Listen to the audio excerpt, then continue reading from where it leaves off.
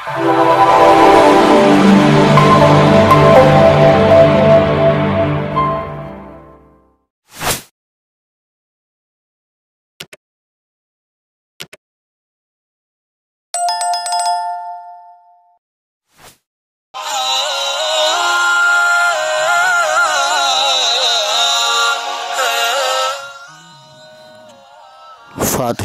यरूशलेम सुल्तान सलाहुद्दीन अय्यूबी की वल्वलांगेज़ दास्तान। इससे पहले आप इसकी 28 किस्तें समाअत फरमा चुके हैं।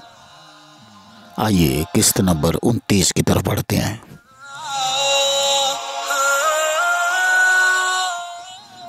सलाहुद्दीन को सलीबियों की नकलो हरकत की रोज़ाना ख़बर पहुँचती रहती। उसे मालूम था कि अब वो बैतुन नबील पर मज़कूर होकर यरूशलेम के मुहासरे की तैयारियां कर रहे हैं। सुल्तान को अपनी सिपाह की थकन और बेजारी की कैफियत मालूम थी। वो मुहासरा अक्का और अरसौफ की शिकस्त से खासे मुज़हमहिल हो चुके थे, लेकिन इसके बावजूद सुल्तान ने दम लेने की मोहलत भी गवारा न की और फैसला कुन जंग की तैयारी में हमतन मसरूफ़ हो गया। तुलुए आफ़ताब से पहले ही वो घोड़े पर सवार होकर मामारों के काम की निगरानी के लिए पहुंच जाते जो यरूशलेम की फसील बना रहे थे। उन्होंने फसील को मुख्तलिफ हिस्सों में तकसीम करके कई अमीरों को उसकी तामीर की निगरानी पर मामूर कर दिया था। सारा दिन मामार बड़ी तनदही से काम करते और ग्रोह दर ग्रोह मजदूर भारी पत्थर उठा उठा कर लाते, जिनकी आलात मुहासरा के लिए ज़रूरत थी। बाज़ औक़ात सुल्तान अपने मरकब से उतरकर मज़दूरों के ग्रोह में शामिल हो जाता और बज़ाते खुद पत्थर ढोने लगता। बहाउद्दीन बयान करता है, सबको मालूम था कि यरूशलेम के गिरदोनवा की ज़मीन इंतहाई संगलाख और चट्टानों से पुर है। यहाँ कुएँ खोदना नामुमकिन है। चुनांचे सुल्तान ने बड़ी होशियारी से अल-कुदस से कुर्ब जवार में आबरसानी के तमाम वसाइल मसदूद कर दिए। उसने चश्मे बंद करा दिए, हौज़ पाट दिए और कुएँ तुड़वा दिए। शहर से बाहर पीने के पानी का एक कतरा भी मिलना महाल हो गया। सुल्तान ने तमाम विलायतों को कासत दौड़ाए ताकि जल्दी कुमक भेजें। कारवान की तबाही के बाद बुध के दिन बूढ़े सुल्तान ने यरूशलेम की मदाफ़त की तजावीज़ पर गौर करने के लिए अमीरों की मजलिस मुशावरत तलब की। ईवान सुल्तानी में अमीर जमा होने लगे। वो उम्दा कालीनों पर बैठे आपस में सरगोशियाँ कर रहे थे। इस इज्तिमा से कई मानूस चेहरे गायब थे। दाना और बा तदबीर मलकुल आदल दरियाए फरात से पार बगावत फ़रो करने गया हुआ था और सुल्तान का बाजुए शमशीर जन तकीउद्दीन मशरकी सरहद पर लहद में महवे ख्वाब था। लेकिन आज अमीरुल अकराद अल-मशतूब हाजिर था। फरंगियों की कैद से ज़र फ़िदिया की खतीर रकम अदा करके उसे रिहा कराया गया था। उसकी रिहाई बड़ी गरां थी। अल-मशतूब की वजह से सुल्तान को कड़ी शराइत तस्लीम करनी पड़ी थी, लेकिन उसे आज़ाद कराया गया। वो हाजिर हुआ तो सरजनश के बजाय सुल्तान मसनद सुल्तानी से उठकर बड़ी गर्मजोशी से उससे बगलगीर हो गया। सुल्तान ने निहायत अखलास से कहा, हम ममनून हैं कि आपने अक्का में सबसे ज़्यादा मुसीबत उठाई। मशतूब नौवारदों के साथ बैठ गया। अबू लहजा भी मौजूद था, जो इतना मोटा हो गया था कि गिर जाए तो उसके लिए उठना मुहाल था। इसके अलावा बलादे मशरिक के दुबले चुस्त तुर्कमान सरदार हाज़िर थे। आज़मूदाकार असदुद्दीन भी शरीक मुशावरत था। बहाउद्दीन अपने आका के करीब बैठा तमाम चेहरों का बगाव और जायज़ा ले रहा था। सुल्तान सलाहुद्दीन ने मुअद्दबाना तौर पर काजी मौसूफ से फ़ज़ाइल जहाद पर तकरीर करने की दरख्वास्त की। काजी की तकरीर के दौरान में सुल्तान अपने ख्याल जमा करता रहा। उसने भांप लिया कि अमीर अपने दिलों में ज़ौक़ जहाद और जंगी ख़तरात का मुवाज़ना कर रहे हैं। उन्हें यह ख़तरा लाहिक था कि अल-कुदस का मुहासरा कहीं मुहासराए अक्का न बन जाए, इसलिए वो खुले मैदान में मारका आराई के ख़्वाहां थे। मजलिस मुशावरत की रोएदाद बहाउद्दीन की ज़ुबानी सुनिए। کچھ دیر سلطان کسی گہری فکر میں مستغرق اور ہم احتراماً خاموش کھڑے رہے۔ بظاہر امیر نہایت خوش نظر آ رہے تھے، لیکن ان کے دلی خیالات مختلف تھے۔ انہوں نے سلطان سے عرض کی کہ آپ کے القدس میں رہنے سے کوئی فائدہ نہ ہوگا، بلکہ اس طرح اسلامی مفاد کو نقصان پہنچنے کا اندیشہ ہے۔ ہم القدس کی مدافعت کریں گے۔ خدا را آپ کھلے میدان میں رہیے اور جیسے آپ نے عکا میں دشمن سے نواحی علاقہ چھین کر اسے گھیرے میں لے لیا تھا، ویسے ہی اب بھی کیجیے۔ سلطان یوں گویا ہوا، الحمدللہ اس نازک مرحلے پر آپ کا لشکر ہی وہ مبارک جیش اسلام ہے جو ایسے دشمن کا مقابلہ کر سکتا ہے۔ اگر خدا نخواستہ ہم پسپا ہو گئے تو دشمن اس سرزمین کے نقشے کو کپڑے کے تھان کی طرح لپیٹ دے گا۔ جیسا کہ میں پہلے واضح کر چکا ہوں، دنیا اسلام کی سلامتی کی ضمانت صرف آپ ہیں، آپ ہی مسلمانوں کے محافظ ہیں۔ المشطوب نے قبضہ شمشیر پر ہاتھ رکھتے ہوئے کہا، واللہ جب تک میرے جسم میں جان ہے میں آپ کا ساتھ نہیں چھوڑوں گا۔ دوسرے امیروں نے بھی حوصلہ افزا جواب دیے اور سلطان کے چہرے پر مسرت کی لہر دوڑ گئی۔ پھر حسب دستور مہمانوں کے لیے دسترخوان بچھائے گئے اور کھانے کے بعد وہ رخصت ہو گئے۔ جمعرات کا دن بڑی گرم جوشی اور تیاری میں گزرا۔ شام کو ہم نے پھر سلطان کی بارگاہ میں حاضری دی۔ ہم کافی دیر تک سلطان کے پاس بیٹھے رہے، لیکن وہ خاموش رہا۔ نماز عشاء کے بعد ہم حسب معمول رخصت ہوئے۔ میں بھی اٹھ کر چلا، لیکن سلطان نے مجھے ٹھہرنے کا اشارہ کیا۔ میں سلطان کے قریب بیٹھ گیا۔ جب سب چلے گئے تو سلطان نے مہر سکوت توڑتے ہوئے پوچھا، کیا آپ نے کوئی تازہ خبر سنی ہے؟ میں نے عرض کیا، نہیں۔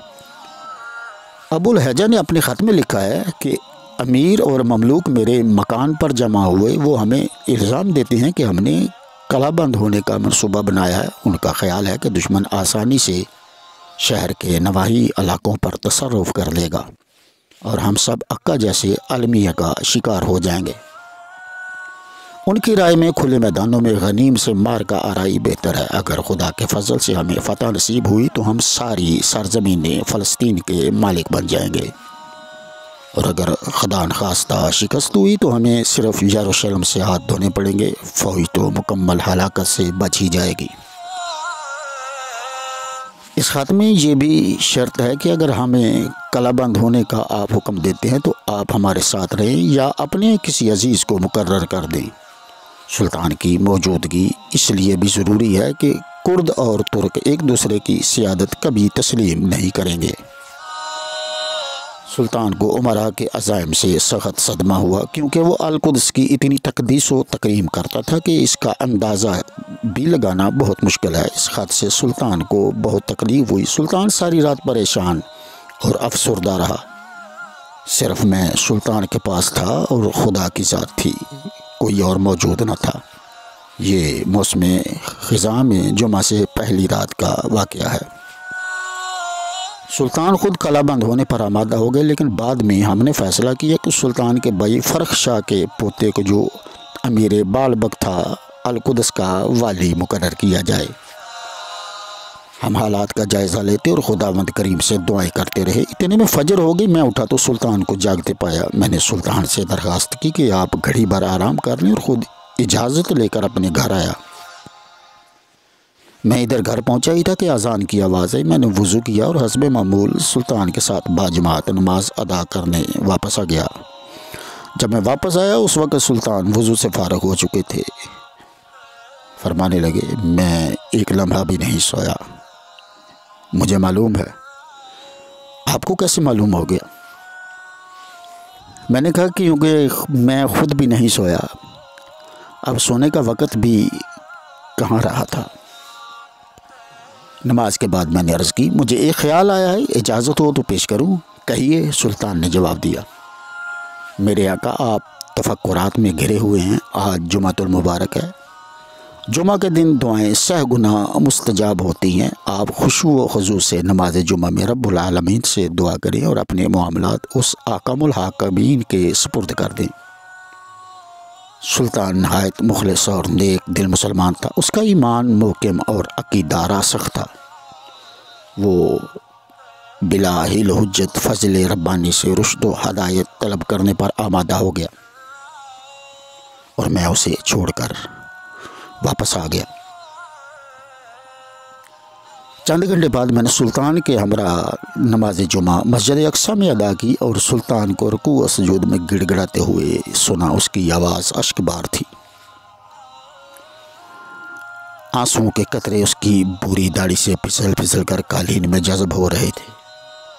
حسب دستور شام کو میں سلطان کی خدمت اقدس میں حاضر ہوا۔ اس وقت جبردیق کا خط موصول ہوا۔ فرانکو کے مقابلے میں ہمارے مقدمۃ الجیش کی قیادت کر رہا تھا۔ اس نے لکھا تھا، ہمارا جاسوس خبر لایا ہے کہ دشمن میں پھوٹ پڑ گئی ہے۔ ایک گروہ فوراً یروشلم کی طرف پیش قدمی کرنے کے حق میں اور دوسرا وطن واپس ہونے پر مصر۔ فرانسیسی یروشلم پر دعویٰ کرنے پر بضد ہیں۔ وہ کہتے ہیں کہ ہم نے صرف القدس کو نجات دلانے کے لیے اپنا وطن چھوڑا تھا اور ہم اس کے بغیر کبھی بھی واپس نہیں لوٹیں گے۔ اس کے جواب میں شاہ انگلستان نے کہا کہ اس مقام سے آگے پانی کے تمام ذرائع برباد کر دیے گئے ہیں، شہر کے قریب پانی مفقود ہے، ہم گھوڑوں کو پانی کہاں سے پلائیں گے؟ اس کے جواب میں کسی نے کہا کہ ہمیں تلوا ندی سے پانی مل جائے گا، شہر سے 1 فرسنگ کے فاصلے پر بہتی ہے۔ بادشاہ نے پوچھا، ہم وہاں گھوڑوں کو کیسے پانی پلا سکتے ہیں؟ انہوں نے جواب دیا کہ ہم فوج کو 2 حصے کر دیں، ایک حصہ سوار ہو کر جائے اور گھاٹ سے گھوڑوں کو پانی پلا لائے اور دوسرا حصہ شہر کا محاصرہ جاری رکھے۔ اس طرح دونوں حصے باری باری دن میں 1 دفعہ ندی پر جایا کریں۔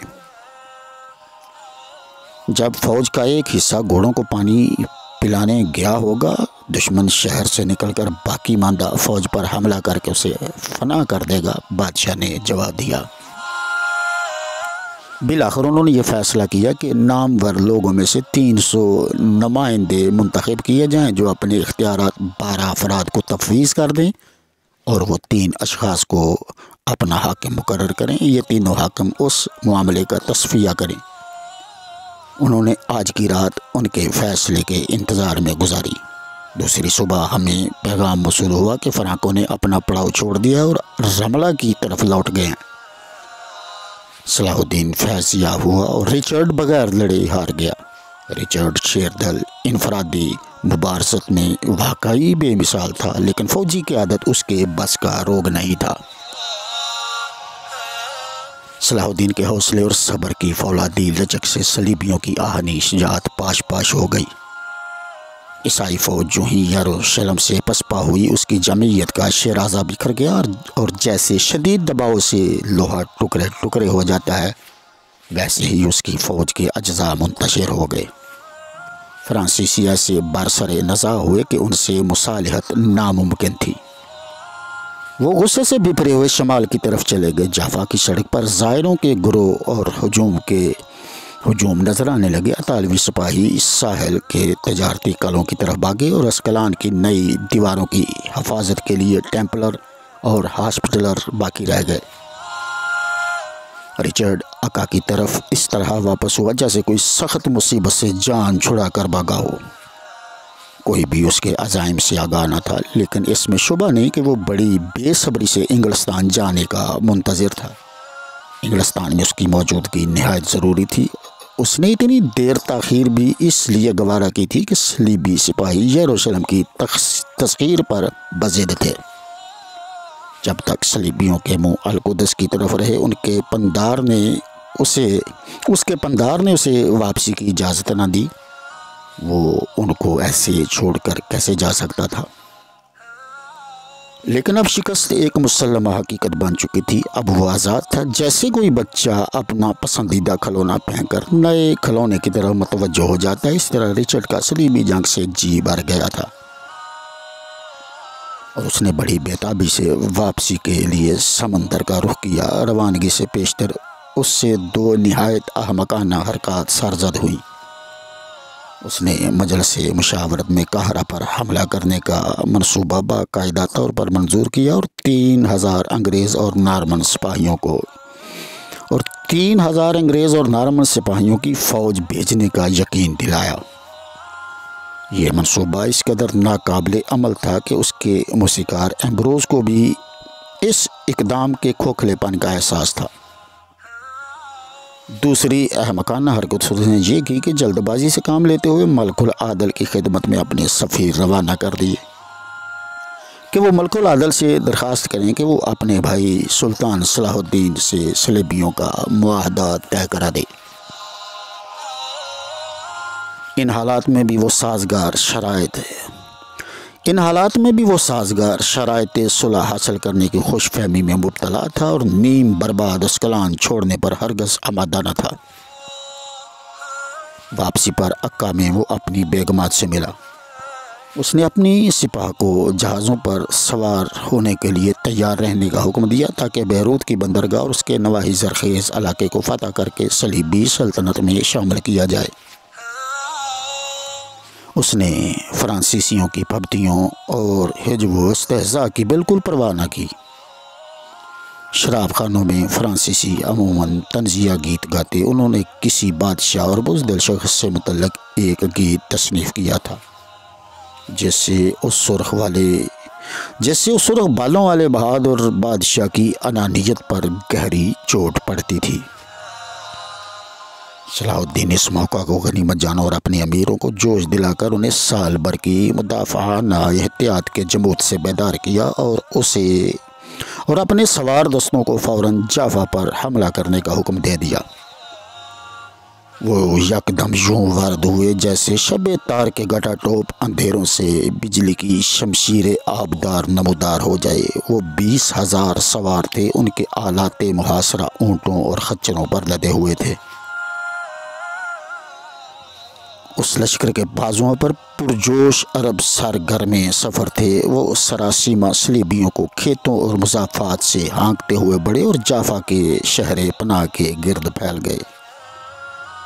انہوں نے اپنی منجنیکوں سے باب القدس پر بھاری پتھروں اور آہنی گزوں کی بوچھاڑ کر دی۔